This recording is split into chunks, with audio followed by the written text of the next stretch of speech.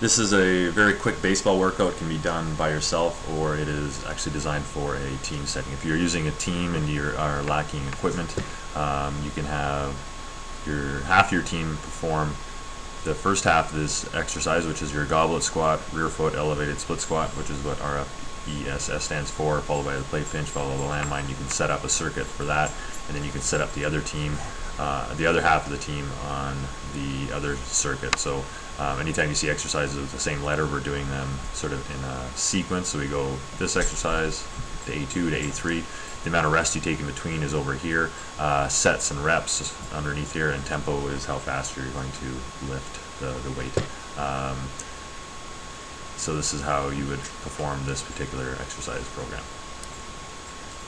Goblet grip, rear foot elevated split squat. So again, this is a Bulgarian split squat, which is another name for rear foot elevated split squat. Goblet grip refers to the way that you're holding the weight. Once you get it heavy, you're going to need a partner to hand it to you, like you'll see in the video ahead. We need good tempo, nice controls on the way down. Don't just dive into it. You got to make sure that your hips don't come up first. So if this athlete was coming up and his hips were to come over and his torso would come down, that would not be a good lift. You need to just tap at the bottom, put a little pad there or something like that just to ensure the proper depth. You can progress to using a barbell. I like to do that after you get to the 100-pound dumbbell, is when you deserve to go up to using a barbell. Landmine press, the big one you got to think about here is keeping your ribs down. You need to push the weight away. If it's too heavy, you will find you will be pushing yourself back and not the weight up. So you got to do that. So the cueing of the ribs down is to really make sure you do not arch your back. You need to really control the descent as it comes down. It's quite easy to just let the weight come down, but you need to control that weight on the way down.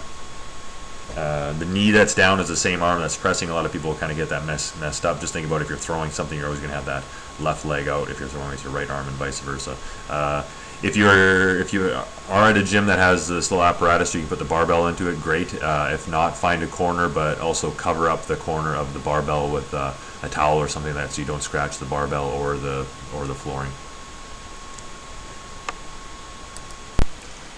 Wall side plank, line yourself up against a wall. Your head, your hips, your heels will all be touching the wall. In order for your head to touch the wall, you have to do like our double chin, so you're not just reaching your head straight back. Do a double chin. You always want to maintain a perfectly straight line here.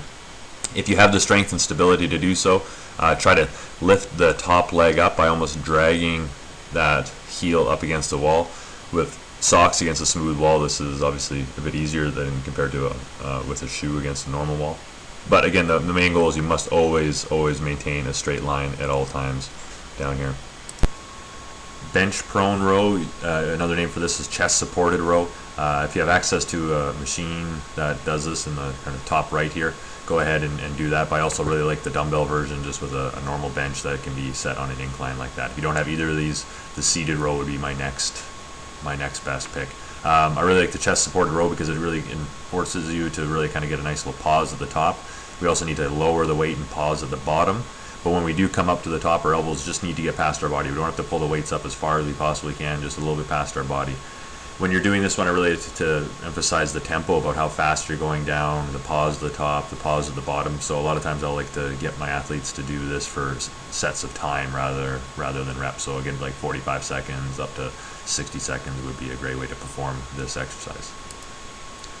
Resisted push-up, we really need to make sure that our push-ups are really good before you venture off to doing resisted. You can do them with weights, like you see on the left here, or you can use them with a resistance band you see on the right here. The key is to always keep the resistance around the shoulder. With the plates on the left, we're really making sure that those weights stay on the top of their shoulders. The far end of the weights that are towards your head actually do a good job of helping the athlete cue sort of keeping their head in a nice straight line, so the back of the head should be touching the weight, doing the double chin type of analogy. But when we have all that resistance on our shoulders, you really need to pay close attention to the low back, because you'll really want to arch through there because of the amount of resistance you have. So a cue that I like to use is you might come over and say you're going to kick them in the stomach or kick them in the butt, which really cues them to contract these muscles, your glutes and your abs, which are going to sort of make sure that you don't have too much of a sway. Another thing you need to look for is making sure that the head doesn't shoot forward, like I talked about with the plates. Again, our cue here is double chin.